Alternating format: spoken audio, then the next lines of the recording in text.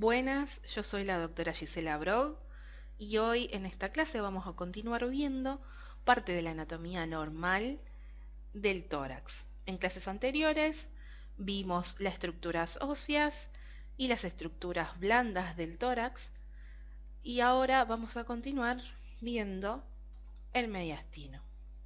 En radiología, a diferencia de semiología, se basa en el modelo de Felson, que es el que estamos viendo acá a la izquierda, que divide el mediastino en tres: anterior, medio y posterior.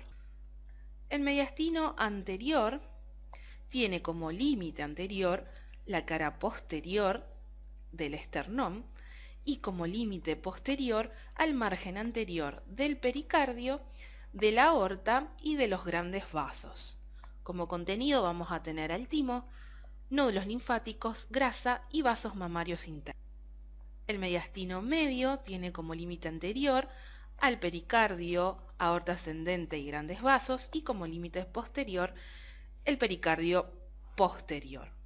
Su contenido es el corazón y pericardio, la aorta ascendente y el arco aórtico, los vasos brachiocefálicos, venas cava superior e inferior, los vasos pulmonares principales, tráquea y bronquiofuentes, nódulos linfáticos y grasa.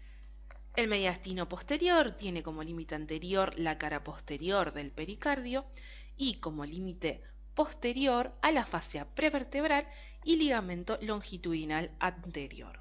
Su contenido es la aorta descendente, el esófago, el conducto torácico, las venas ácigos o hemiácigos, nervios autónomos y nódulos linfáticos. A diferencia de Felson, otros autores agregan una nueva división y así tenemos también un mediastino superior, el cual se delimita por una línea que se extiende desde el ángulo esternal hacia el espacio T4-T5. Entonces, en una radiografía de tórax de frente, nosotros tenemos que ser capaces de reconocer los contornos mediastinales. El contorno derecho es venoso y está conformado desde arriba hacia abajo por la vena innominada derecha, por la vena cava superior, por la aurícula derecha y la vena cava inferior. En cambio, el contorno izquierdo es arterial y está formado de arriba abajo por la arteria subclavia izquierda, el botón aórtico, el tronco de la arteria pulmonar, la orejuela izquierda, que a veces es visible y otras veces no en la radiografía, y el ventrículo izquierdo. Acá tenemos otra radiografía de tórax frente en el que podemos apreciar bien los contornos cardiomediastinales. Y vamos a ir viendo. Arriba, aparte de lo que era el tronco innominado derecho, también tenemos la suma de la banda paratraqueal derecha. Tenemos a la vena cava superior y muchas veces es visible el arco de la vena ácigos. Seguimos viendo vena cava superior, ya acá estamos apreciando lo que es la aurícula derecha y termina el contorno con la vena cava inferior. Del lado izquierdo, aparte de la arteria subclavia izquierda, también tenemos la banda paratraqueal izquierda, botón aórtico, el tronco de la arteria pulmonar, la aurícula izquierda, el ventrículo izquierdo y en muchos pacientes podemos ver una almohadilla grasa epicárdica. Bien, repasamos nuevamente: banda paratraqueal derecha y grandes vasos, vena cava superior, arco de la vena ácigos, vena cava superior, aurícula derecha y vena cava inferior. Del lado izquierdo, banda paratraqueal izquierda y grandes vasos, botón aórtico, arteria pulmonar, aurícula izquierda, ventrículo izquierdo y la almohadilla grasa epicárdica. En una radiografía de tórax de perfil también vamos a reconocer a los contornos mediastinales, teniendo el ventrículo derecho, el tronco de la arteria pulmonar, la aorta ascendente. Podemos ver también parte del callado. Tenemos la aurícula izquierda, el ventrículo izquierdo, y la vena cava inferior.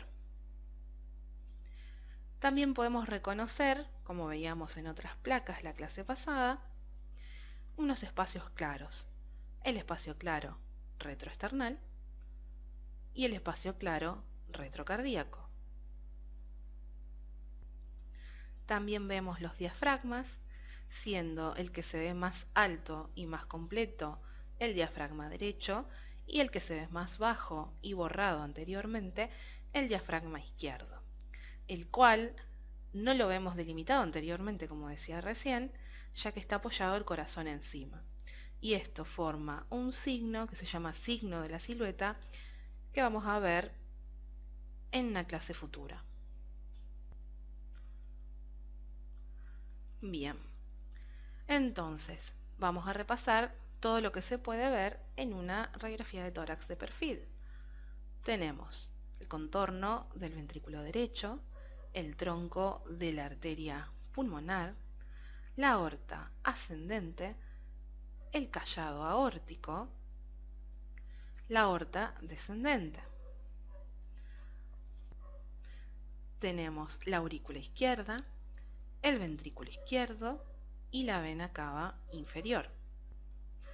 También vemos a la arteria pulmonar izquierda, la ventana aórtico-pulmonar, la tráquea, el espacio retroesternal, el espacio claro retrotraqueal, el espacio claro retrocardíaco. Y por debajo de la arteria pulmonar izquierda vemos el orificio del bronquio fuente izquierdo. Luego tenemos incidencias especiales como la oblicua anterior izquierda, en la que vamos a reconocer al corazón con una forma como si fuera una pelota de fútbol. Y esta incidencia sirve para ver, por ejemplo, agrandamientos de ciertas estructuras o lesiones sin la superposición que tendríamos en un frente. Por ejemplo, si tuviéramos un agrandamiento del ventrículo izquierdo, este pasaría la columna. Bien, ¿qué podemos reconocer en esta incidencia? Tenemos al ventrículo derecho, a la aurícula derecha, la aorta ascendente y el callado. Parte de la aorta descendente se puede ver también. Vamos a ver el tronco de la pulmonar, la aurícula izquierda, el ventrículo izquierdo. Y en una oblicua anterior derecha, la diferencia va a ser que vamos a ver al corazón con forma de pelota de rugby. Bien, y podemos distinguir anteriormente al ventrículo derecho, el tronco de la pulmonar, la aorta, más que nada ascendente y callado, y posteriormente a la aurícula izquierda. Estos serían los contornos mediastinales que podemos objetivar en una placa. Un ejemplo sería que si tenemos un agrandamiento ventricular derecho, este va a tocar la parrilla costal y no va a llenar al seno costofrénico lateral. Otras estructuras que hay que estudiar dentro de una radiografía de tórax son las pleuras. La pleura está compuesta por dos hojas, una hoja parietal y otra visceral. La hoja pleural que recubre por dentro a la cavidad torácica es la pleura parietal y la pleura que recubre al pulmón se denomina pleura visceral. Luego tenemos que estas pleuras se invaginan dentro del pulmón formando las cisuras. Por ejemplo, en esta placa podemos ver la fisura menor o fisura horizontal del pulmón derecho. En el pulmón izquierdo no la vemos porque no la tiene. Solo tiene una cisura, que es la cisura oblicua o mayor, que se ve en el lateral. Las pleuras parietal y visceral no son visibles en una radiografía de tórax normal debido a que sus sombras se confunden con la densidad de agua de la pared torácica, del mediastino y del diafragma. Solamente como decíamos recién, la pleura visceral, que está dentro de las cisuras, se puede ver siempre y cuando esté horizontal al haz de rayos X. Entre ambas hojas de la pleura, o sea, las hojas de la pleura visceral y parietal, hay un espacio el cual es virtual. Y nosotros lo vamos a poder ver u objetivar solamente cuando esté ocupado por aire, en el caso de los neumotórax, o por líquidos, en el caso de un derrame pleural, o bien empiemas. Como la pleura visceral recubre íntimamente al pulmón, hay áreas donde el pulmón está en contacto con estructuras del mediastino, en el cual la pleura va a formar zonas o líneas mediastínicas que, si se desplazan o se borran, nos van a indicar que hay patología. Hay dos clases de líneas mediastínicas y tenemos las que representan superficies de separación del mediastino con el pulmón, las cuales son tangentes al rayo incidente, como por ejemplo la línea paravertebral o la línea paraórtica, y otras que representan estructuras anatómicas perfilándose entre dos cavidades aéreas, lo cual significa que tienen cierto espesor, como las bandas mediastinales. Un ejemplo sería la banda paratraqueal derecha. El conocimiento de estas líneas es muy importante, ya que permiten el diagnóstico de una patología subclínica. Algún proceso que deforme o que rechace una línea es intramediastinal, en cambio, algún proceso que borre la línea es pulmonar o pleural. Estas líneas pueden estar ausentes por conformación anatómica o bien porque el haz de rayo X no tiene una incidencia tangencial a la interfase entre la pleura y la estructura. Entonces vamos a tener la línea mediastinal posterior-superior, la cual está formada por la unión de los dos pulmones, donde se unen las cuatro hojas pleurales. Se sitúa por detrás de la tráquea y el esófago y por delante del raquis. Tiene forma de V, cuyo vértice corresponde al callado de la ácigos. Las ramas de la V se prolongan por encima del manurio esternal y de las clavículas, lo cual indica que su situación es posterior, porque el mediastino posterior es más alto que el mediastino anterior. Luego tenemos a la línea mediastinal anterior, la cual se ve a la izquierda de la línea media y representa el contacto de ambos pulmones por detrás del esternón. No sobrepasa el borde del manurio esternal y también tiene una forma de V como la línea mediastinal posterior-superior. Luego tenemos a la banda paratraqueal derecha y la banda paratraqueal izquierda. La banda paratraqueal derecha está representada por la pared traqueal, el tejido celular adiposo extrapleural y la pleura parietal mediastinal, las cuales van a conformar una interfase aire-aire delineando esta estructura. Esta banda es anormal cuando supera los 4 milímetros de espesor y el aumento del espesor significa que hay un proceso patológico traqueal, mediastinal, pleural o pulmonar. Lo mismo pasa del lado izquierdo, conformándose la banda paratraqueal izquierda. Luego tenemos a la línea parácigo-esofágicas, la cual comienza por debajo del callado de la vena ácigos a nivel de la cuarta o quinta vértebra dorsal, donde hay un saco interácigo esofágico. Delante de este receso, el pulmón contacta con el borde derecho del esófago. Esta línea es cóncava a la derecha en su parte superior y se proyecta sobre la columna dorsal, terminando aproximadamente entre la 10ª u 11ª vértebra dorsal.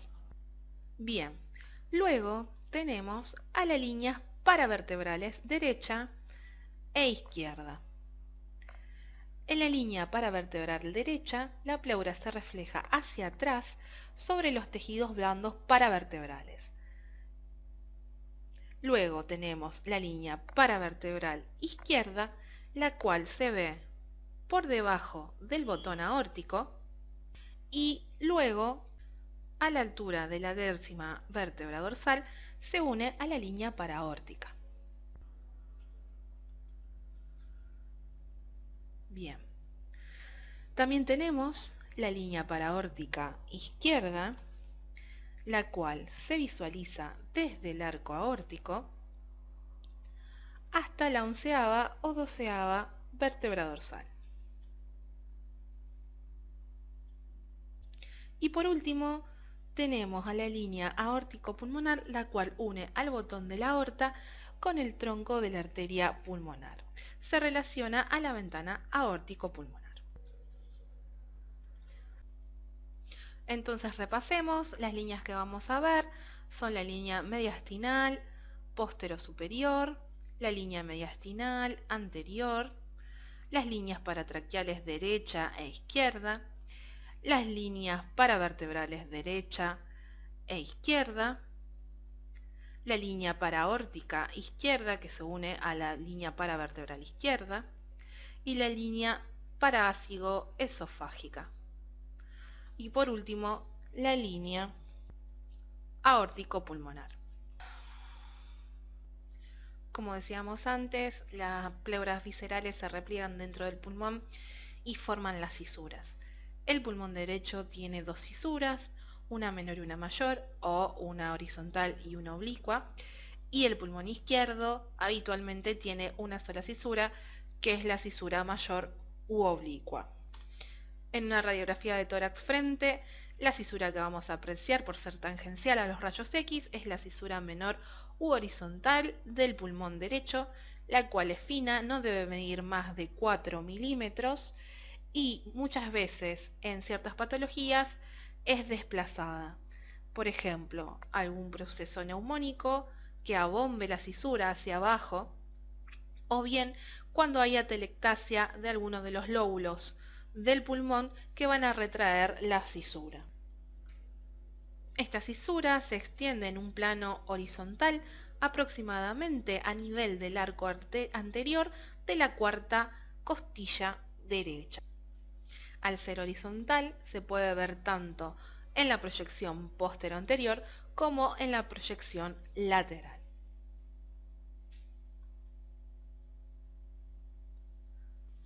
En la proyección lateral vamos a ver ambas cisuras, la cual vamos a tener la cisura mayor que se extiende desde la 5ª vértebra dorsal hacia abajo y adelante, tomando contacto con el diafragma, terminando unos centímetros por detrás de la pared torácica anterior.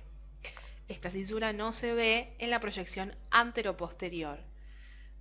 Luego tenemos a la cisura menor, la cual se une a la cisura mayor.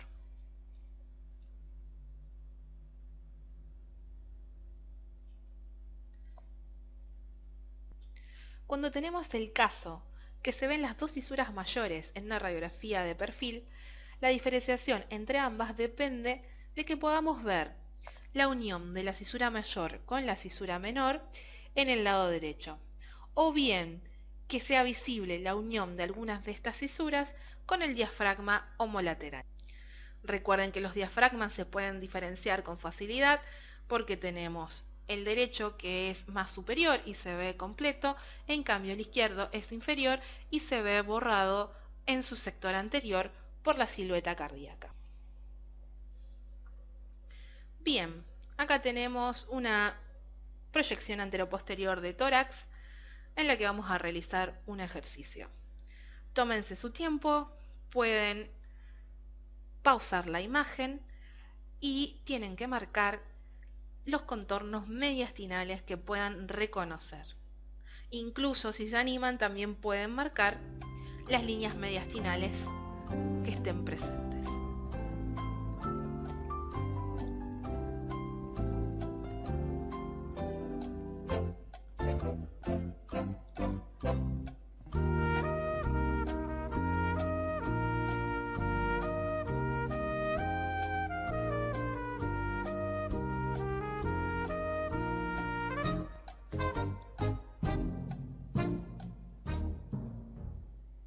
Les dejo otra placa anteroposterior de tórax en la que vamos a realizar el mismo ejercicio y vamos a sumarle el reconocimiento de partes blandas y partes óseas del tórax.